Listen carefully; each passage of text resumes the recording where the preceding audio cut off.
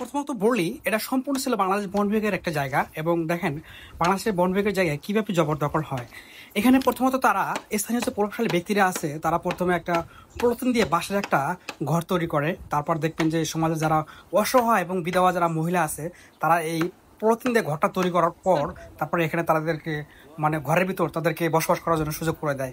আমরা যখন এই ঘরগুলো যখন জবরদখল উচ্ছেদ করতে যাই, তখন দেখবেন যে তারা আমাদের কাছে অনেক কান্নাকাটি করে, একটা সিম্পতি অর্জনের জন্য সবসময় চেষ্টা করে। এই ঘরটা যদি আমরা রাখি, তাহলে দেখবেন যে 2-4-5 বছর পরে দেখবেন যে এই সম্পূর্ণ এই জায়গাটা তারা একটা ইটের ঘর তৈরি করার জন্য চেষ্টা করবে, এবং আশেপাশে যে পাহাড় আছে সম্পূর্ণ পাহাড় তারা দেখবেন যে জবরদখল করে। সেজন্য দেখেন আমরা আসলে এই যে বাঁশের যে একটা ঘর তৈরি করছে, এবং স্থানীয় যে প্রভাবশালী ব্যক্তিরা আছে যাদের যোগ সাজসে এই ঘরগুলো তৈরি হয়, আমরা সবসময় বাংলাদেশের বন বিভাগের পক্ষ থেকে চেষ্টা করি এই ঘরগুলোকে উচ্ছেদ করার জন্য। কারণ আমরা জানি যে এই ঘর যদি ভবিষ্যতে আমরা রাখি দেই, তাহলে দেখবেন যে এই সম্পূর্ণ পাহাড়েই তারা জবরদখল করবে, এবং জবরদখল করে তারা তাদের মতো বিভিন্ন ধরনের ইটের ঘর তৈরি করার জন্য চেষ্টা করবে। সেজন্য সবাই মিলে আসেন, আমরা এই বাংলাদেশের বন বিভাগকে সহযোগিতা করি, এই অদূর ভবিষ্যতে যাতে আগামী প্রজন্ম একটা সুস্থ সুন্দর পরিবেশ পায়, সেজন্য সকলে সম্মিলিতভাবে এই জবরদখলগুলো উচ্ছেদ করার আমরা চেষ্টা করি। ধন্যবাদ সবাইকে।